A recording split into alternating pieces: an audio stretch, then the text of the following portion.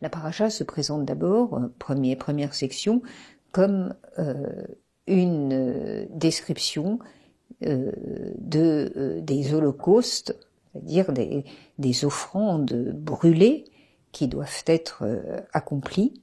Alors c'est tout à fait curieux parce qu'en anglais on traduit très souvent cela dans les traductions anglaises de ce passage burnt offerings, les offrandes brûlées.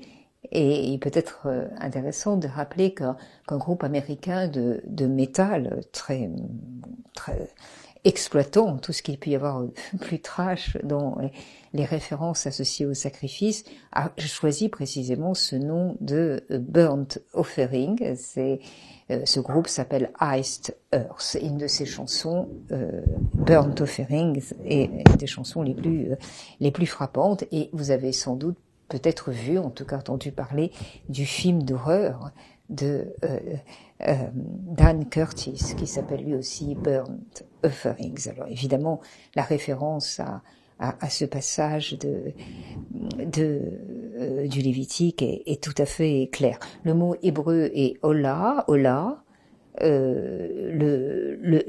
l'holocauste animal, qui doit brûler jusqu'au matin, brûler sur l'autel, les cendres devant être jetées. À côté, évidemment, à côté de l'autel, on voit arriver ce terme de la séparation, de la règle absolue de non-confusion des lieux. Deuxième section, alors là, il n'est plus question de l'holocauste, mais des oblations, des offrandes, des minchas, c'est-à-dire ces fleurs de farine et son huile qui doivent être brûlées sur l'autel. On a ici déjà une première description de toute la séquence du sacrifice avec l'oblation, l'immolation, la consommation, la communion, enfin qui sera abondamment reprise dans d'autres traditions religieuses, en particulier dans la tradition chrétienne. La troisième section, c'est le ratat, c'est-à-dire ce qu'on appelle la règle de l'expiation, le moment de l'expiation. La viande, puisqu'on revient à la viande, doit être consommée sur le parvis de la tente, et des règles de pureté commencent à être explicitement énoncées sur ce qui sera en contact avec la chair devra être évidemment détruit. Quatrième section, c'est l'offrande délictueuse, celle qui met en avant la faute à Cham. Et la cinquième section, c'est ce qu'on appelle, on traduit traditionnellement, si je puis dire, le sacrifice rémunérateur, c'est-à-dire le moment de l'apaisement des Shelamim, avec cette évocation très précise des gâteaux qui seront cuits dans l'huile. Ces 5 temps du sacrifice constituent la première partie de la paracha. La deuxième, qui se produit donc le 7e jour, après que le feu a brûlé pendant 7 jours, et évoque devant la communauté entièrement rassemblée, évoque l'avancée, l'intronisation des prêtres, c'est-à-dire Aaron et ses fils, selon un rituel qui est souvent évoqué dans la Bible. Ils se lavent, ils s'habillent et ils sont consacrés avec les 2 offrandes fondamentales que l'on voit apparaître d'ailleurs dès la fin de l'Exode, le taureau, les 2 béliers, et ce geste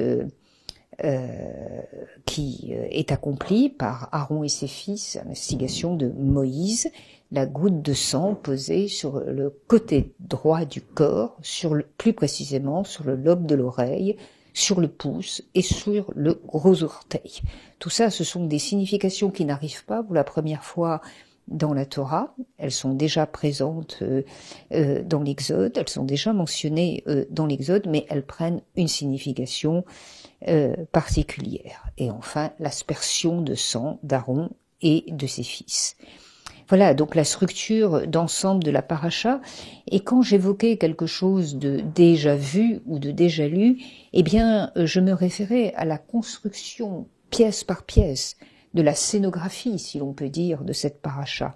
D'abord, dès Exode 20, avec la paracha, cette très belle paracha Yitro, au moment du don du décalogue, de la formulation du décalogue, de l'énoncé des tâches, le don des tables de la loi, Exode 25, la description des offrandes, c'est déjà une préparation à ce que nous lisons dans la paracha de Tzav, la paracha d'aujourd'hui.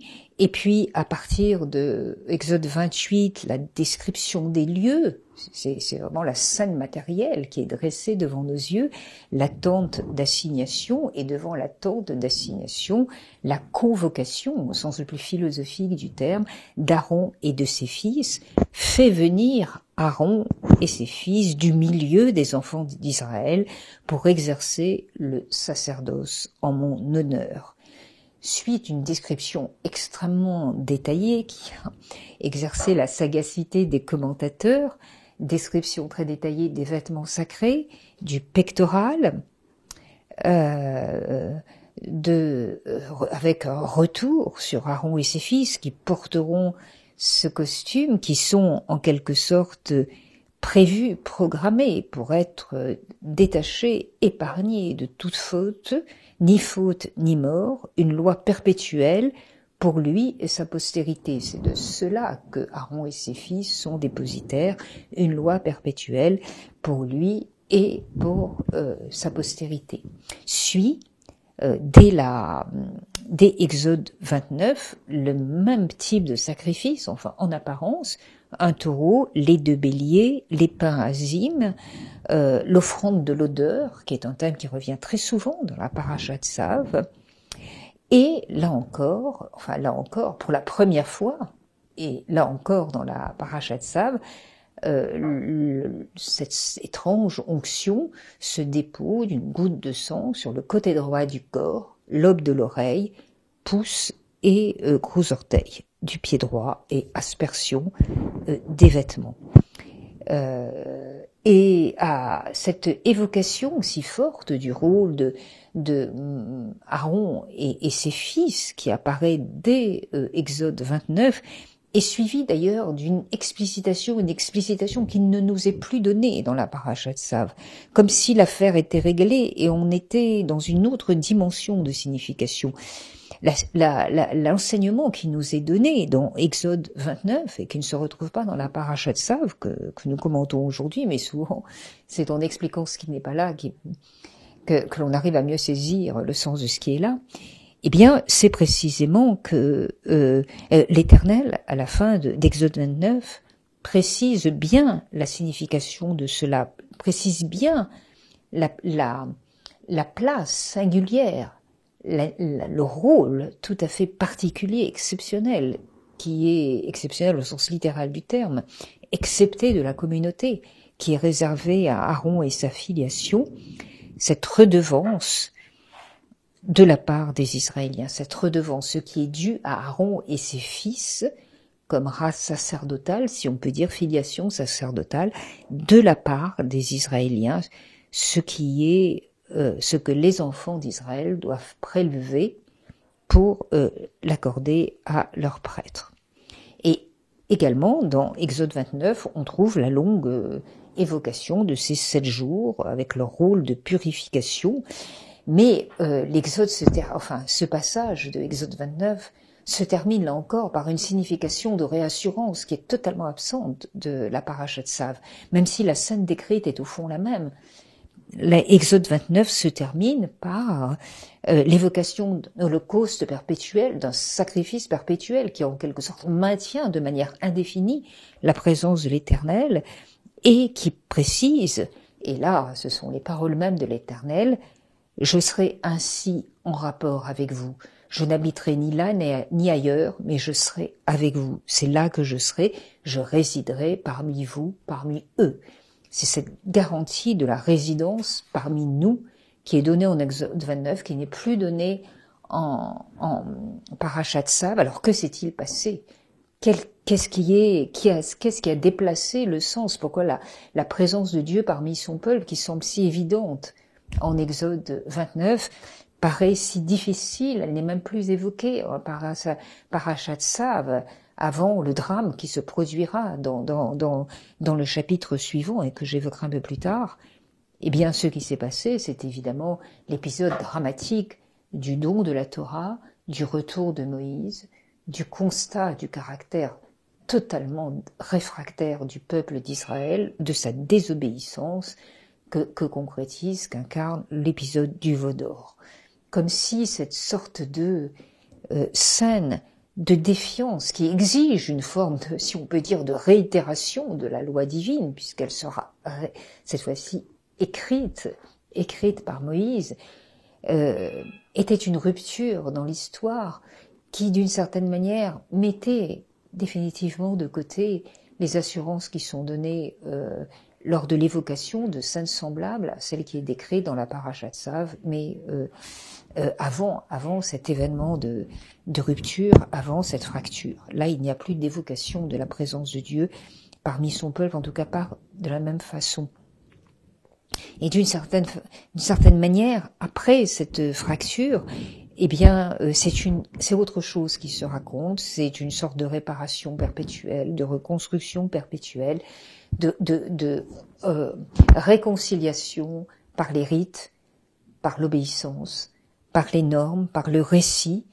Et c'est aussi à l'intérieur même de cette séparation, de cette fracture, la possibilité de retrouver le sens de la libération qu'incarne la sortie d'Égypte, le passage de la mer Rouge. Le plus souvent, la Parashat Tzav est lue pour le Shabbat Agadol, c'est-à-dire le dernier Shabbat avant Pessah, et dans son caractère, alors je ne dirais pas désespéré, mais son caractère difficile, d'histoire en train de se reconstruire, eh bien, on voit tout de même émerger un nouveau sens de la libération, qui est la signification la plus forte de Pessah, de la fête de Pessah. Alors, j'évoquais tout à l'heure ce qui va suivre, l'événement tragique qui va suivre. Eh bien, d'une certaine façon, la clé de la Parashat Tzav nous est donnée dans la paracha suivante, celle qui sera commentée la semaine prochaine, c'est-à-dire la paracha Rémini. Nous ne sommes plus au 7e jour, mais au 8e jour. Je lis. Les fils d'Aaron, Nadab et Abihu, prenant chacun leur encensoir, y mirent du feu sur lequel ils jetèrent de l'encens et apportèrent devant le Seigneur un feu profane sans qu'il le leur eût commandé. Et un feu s'élança de devant le Seigneur et les dévora, et ils moururent devant le Seigneur. La paracha qui suit présente plutôt la mise à mort dans une sorte d'incendie à la fois purificateur et salvateur, à la signification terrible du rituel qui nous est présenté ici, de l'intronisation d'Aaron et de ses fils. C'est une première fracture dans cette sorte de transmission de cette race en quelque sorte élue pour assurer la prêtrise en Israël, et qui sera d'emblée en quelque sorte marqué. La succession se fera, la transmission se fera, mais avec une blessure dès l'origine. Je ne citerai que les quelques mots qui concluent ce tragique épisode. Moïse dit à Aaron, c'est là ce qu'avait déclaré l'Éternel, en disant, je veux être sacrifié par ceux qui m'approchent et glorifié à la face de tout le peuple. Et Aaron garda le silence. Moïse appela Michaël et Al-Safan, fils d'Ouziel, oncle d'Aaron, et leur dit, approchez, emportez vos frères de devant le sanctuaire, hors du camp. Hors du camp, ça veut dire hors du lieu consacré. Enfin, c'est une sorte d'extension du lieu consacré, c'est-à-dire en hors de l'espace où se joue précisément cette transmission par le sacrifice. Donc vous voyez le caractère tout à fait singulier de la paracha Tzav. Elle nous est annoncée en quelque sorte dès le milieu de l'Exode, dès le milieu du livre de l'Exode. Elle est presque déjà entièrement énoncée après l'épisode du veau d'or. Elle est répétée pour une dernière fois, et c'est qui fait la paracha Tzav est le dernier énoncé de ces lois. Et ensuite, une histoire se brise, les fils d'Aaron disparaissent, la transmission continue, mais avec cette entaille qui, eh bien, est elle-même à l'origine d'une nouvelle histoire, une histoire plus difficile, une histoire de Dieu parlant à son peuple, ordonnant à son peuple réfractaire, sans obéissance, ni l'obéissance de ceux que Moïse a laissés derrière lui, quand il est allé recueillir les tables, et qui, dès son retour, avant même son retour, avait déjà trahi le principe du Dieu unique et s'était vautré dans l'idolâtrie, et une histoire également entaillée, fracturée par la mort des fils d'Aaron, qui eux aussi ont désobéi au cœur même de ce qu'était, dans le cœur même de ce qu'était la prescription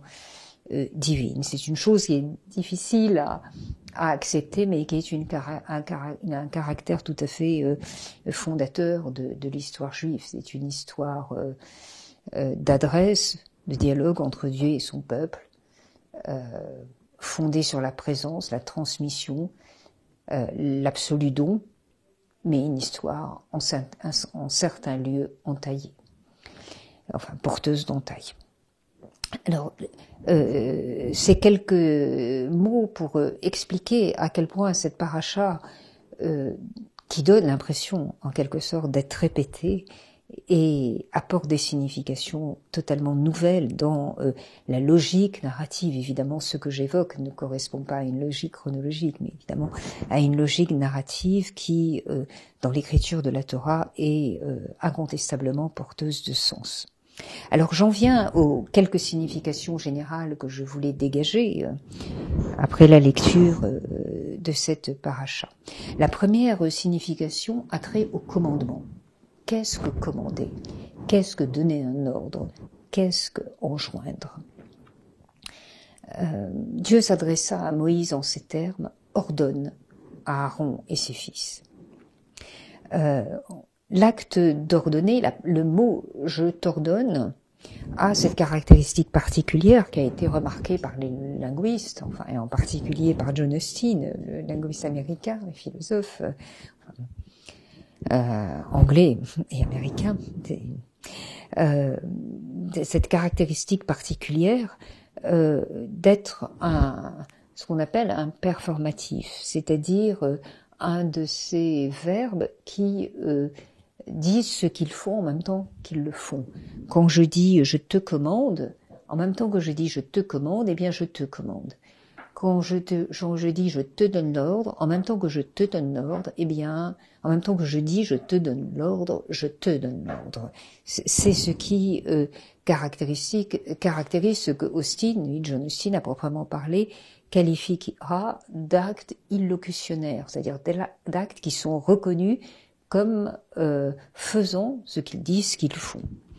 Lorsque Moïse s'adresse à Aaron et ses fils en leur disant « telle sera votre loi » et énonce la règle des sacrifices, eh bien Moïse, en quelque sorte, réalise cette sorte d'injonction qui s'accomplit dès qu'elle est dite. Et au fond, c'est comme si ces injonctions, qui sont des injonctions strictement orales, étaient en regard avec les lois, la Torah, le livre des lois, qui est donné sous forme écrite, enfin en particulier après l'épisode du veau d'or. La loi imprimée, loi dite, mais dans les deux cas, la parole est porteuse d'actes. La parole est en elle-même un commandement et un acte de commandement. Et cet acte de commandement ne se contente pas de commander en même temps qu'il dit qu'il commande, il exécute les conséquences de ce commandement en même temps qu'il dit qu'il commande. C'est ce qui se passe avec les fils d'Aaron. En même temps que c'est dit, le verdict est prononcé pour ceux qui enfreindront l'ordre qui est donné. Vous voulez, c'est un commandement qui s'exécute lui-même. On le voit avec la soudaineté et même la logique narrative avec laquelle la condamnation des fils d'Aaron est accomplie. Donc ce thème du commandement, de la parole qui impose, qui fait loi, hein, c'est pas simplement une parole qui énonce des lois, c'est une parole qui est en elle-même loi, et loi en un sens profond, c'est-à-dire qu'elle structure le monde, elle structure l'espace des actions possibles, non possibles, permises ou interdites. Cette articulation très étroite de la règle, de la loi, de ce que l'on peut faire et de ce qu'on ne peut pas faire, du tabou et du permis à l'intérieur même du langage, qui justifie en quelque sorte la loi et qui impose l'obéissance, est quelque chose de tout à fait fondamental dans cet épisode. Alors, on peut développer ce point, et j'en arrive à la deuxième thématique. Comment le système des lois, le système des normes découle de ça? Pourquoi cette paracha est aussi importante, a un rôle aussi important dans la genèse des normes, la genèse d'une forme de morale du judaïsme, enfin de morale au sens le plus structurant du terme. Le commandement a pour vertu de séparer, de distinguer, de créer des limites, de créer des catégories. Le premier effet du commandement, c'est de séparer ce qui se fait et ce qui ne se fait pas, ce qui est interdit et ce qui est permis, ce qui est prohibé et ce qui est accepté, ce qui est tabou et ce qui est innocent. C'est donc une mesure, une règle, hein, c'est le sens de norme, mais qui instaure un ordre global. Et ce qu'il y a de tout à fait intéressant dans la notion de loi au sein du judaïsme, de loi religieuse, c'est que ce partage entre l'interdit et le permis est créateur de sens.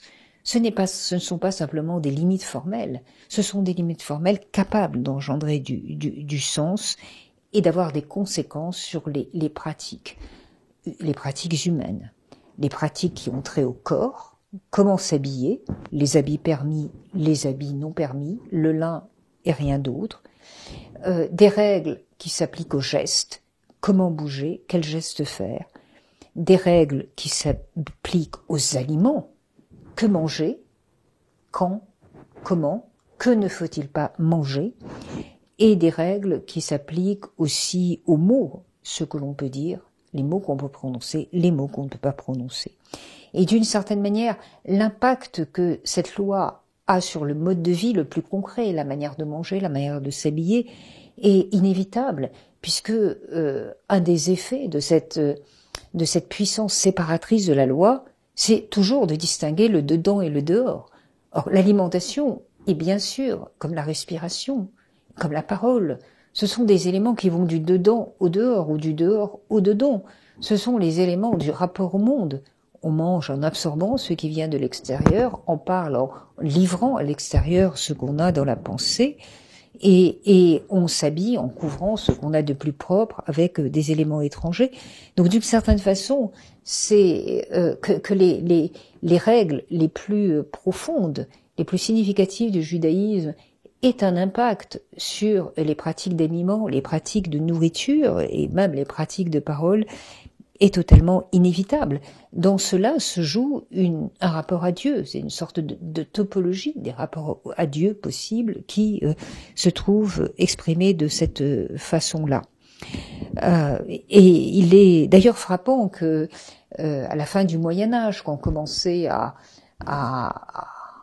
émerger l'idée d'une possible liberté de conscience, d'une possible compréhension du fait qu'il y ait des religions différentes de la sienne dans un monde où le christianisme vraiment était j'ose pas dire structurer les consciences, mais était inenvisageable que la conscience du chrétien puisse échapper à la révélation, puisque une fois que la révélation avait été connue, il a toujours été un problème pour les esprits les plus intelligents et les plus philosophes de ce moment-là, d'essayer de comprendre comment il était possible que des personnes aient une croyance religieuse différente de celle du christianisme.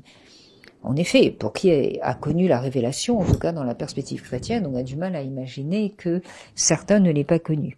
Alors, ce qu'on appelait les infidèles, non pas les hérétiques ou les dissidents, mais les infidèles, et les juifs étaient considérés comme des infidèles, étaient d'une certaine façon traités comme un groupe à part, avec des mouvements de rejet extrêmement violents le plus souvent, mais aussi parfois certains modus vivendi et une relative acceptation dans certaines communautés, même à la fin du Moyen-Âge, avec l'idée que, même si les communautés juives n'étaient vraiment pas très nombreuses après l'expulsion, mais enfin elles étaient quand même en Europe présentes dans certains endroits où elles pouvaient s'établir, la manière dont les Juifs étaient considérés et la manière dont la religion juive était considérée, donc comme une religion d'infidèles, ils n'avaient pas eu accès à la révélation chrétienne, donc d'une certaine façon, on ne pouvait pas leur reprocher de ne pas s'y soumettre, alors qu'en revanche, les protestants, eux, les premiers réformés, ont été soumis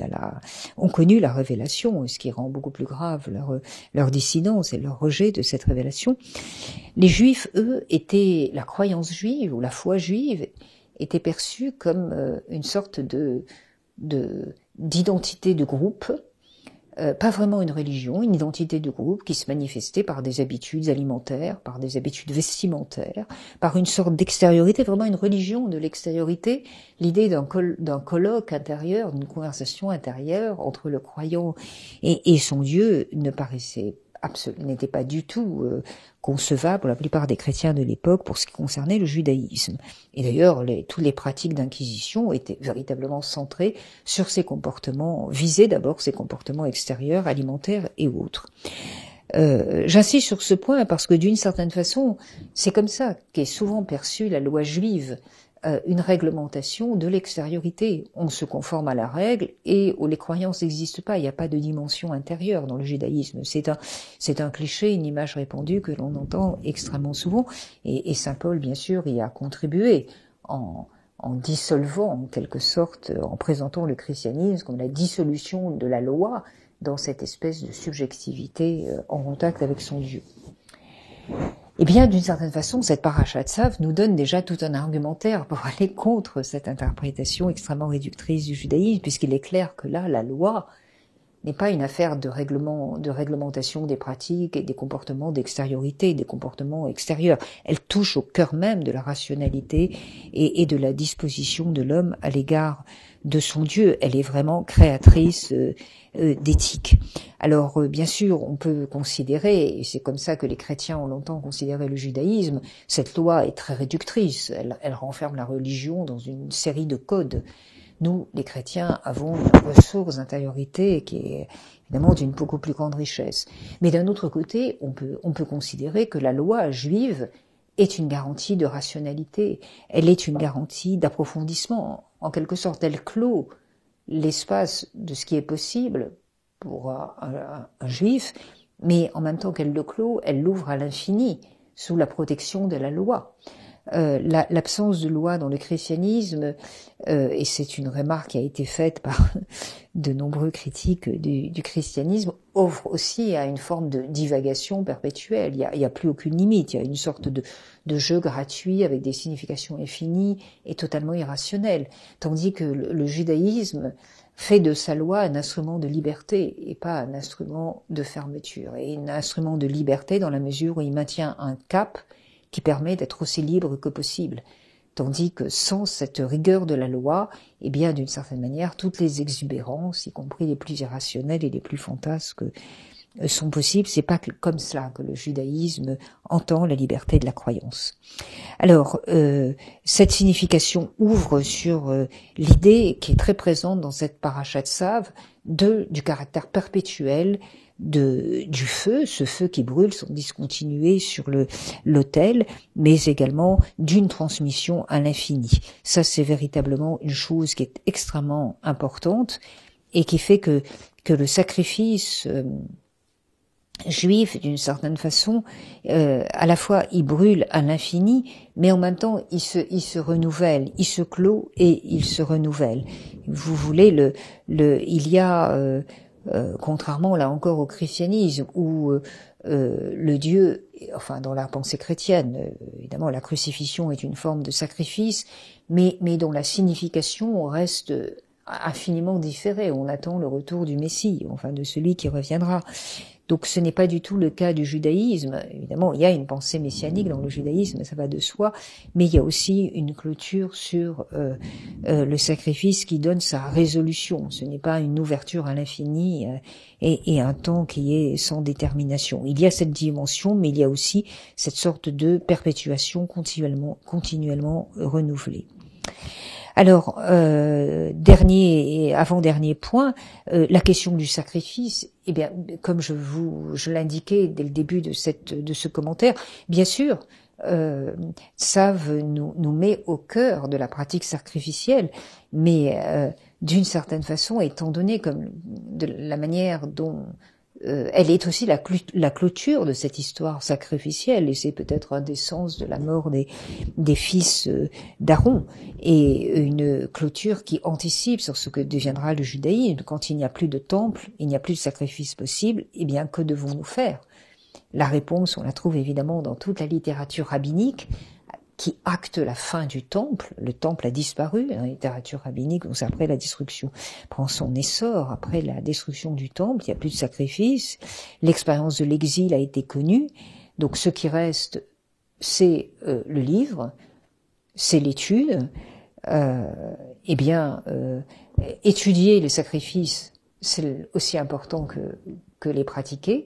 Et puis ensuite, étudier tout court, c'est aussi important que les sacrifices. Et puis pour finir, étudier, et c'est la seule chose qu'on puisse exiger d'un juif. Donc cette étude de la Torah, adossée à la prière, adossée à l'obéissance, d'ailleurs c'est tout le sens de la Haftara de Jérémie, de rappeler que ce qui a été légué par Dieu, ce ne sont pas les sacrifices, c'est l'obéissance, c'est la capacité de lire la Torah et de l'étudier. Et devient le cœur de la pratique du judaïsme. Et d'une certaine façon, cette histoire complexe où la prière va se substituer au sacrifice et les rabbins aux grands prêtres, eh bien, on la voit déjà annoncée dans cette paracha Tzav. Alors, Maïmonide insiste beaucoup sur cette interprétation. Il présente même cet énoncé, cette description du sacrifice comme une mesure transitionnelle. Déjà, on est déjà en train de passer à autre chose. Simplement, on va pas y passer du jour au lendemain. Donc, l'Éternel prend bien la précaution, si je puis dire, de limiter la pratique du sacrifice à un temple et un seul. On va pas faire de sacrifice partout, dans un temple. Donc déjà, on limite. Et on limite pour finir, faire disparaître. Donc cette insistance sur le fait que cette pratique des sacrifices est aussi une limitation de modes d'hommage rendus à Dieu qui sont évidemment partagés dans d'autres religions. Il n'y a rien de plus commun que la pratique des sacrifices dans toutes les religions antiques. Mais ce que le judaïsme a été capable de faire, c'est de passer de cela à l'étude du sacrifice et puis ensuite à l'étude tout court. Et évidemment, avec sa visée d'affirmer le monothéisme et d'effacer toute tentation idolâtrie. Et enfin, dernier sens, le plus complet, c'est ce caractère précisément de création continuée, ce feu qui brûle sans cesse. C'est une création continuée qui se repose, interrompue et reprise le 7e jour et le 8e jour. C'est vraiment une chose très importante, c'est toute la signification du Shabbat, enfin, qui est donnée dans le livre de l'Exode, précisément au début de la séquence que j'ai évoquée tout à l'heure.